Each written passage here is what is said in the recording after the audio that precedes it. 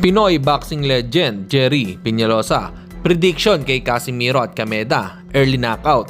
Casimiro at Nery nag-abot. Etong at pag-usapan natin, pero bago ang lahat, pakisubscribe po ng channel ko. Huwag nyo na rin kalimutan i-click ang notification bell para lagi kayong una sa balita. Pag-usapan nga po natin mga kaboxing, tila mas inaabangan pa ngayon ang weigh-in ni Janrel Casimiro.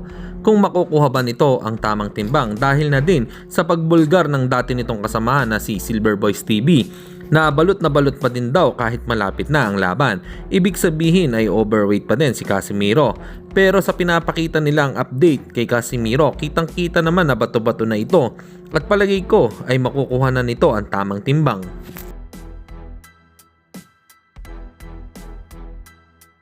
Samantalang ayon naman po sa sinabi ni boxing legend Jerry Peñalosa sa naging prediction nito sa bakbakang Kameda at Janrel Cuadrolas Casimiro, para sa kanya ay mananalo si Casimiro by early knockout. Para po sa inyo mga kaboxing, ano po ang prediction nyo rito? Comment lang kayo sa ibaba.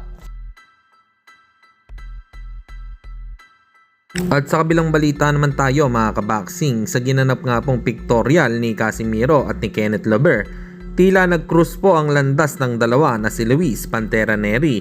Kung matatandaan natin ay nagkaroon din ito ng beef sa isa't isa. Hinahamon din kasi ito noon ni Cuadrolas.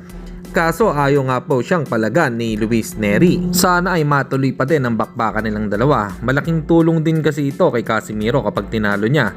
Dahil posibleng umakyat agad ang ranking nito, kailangan ng mapalaban sa major title dahil nagkakaedad na ito at pawala na sa prime niya. Para po sa inyo mga kaboxing, ano po opinion nyo rito? Comment lang kayo sa ibaba.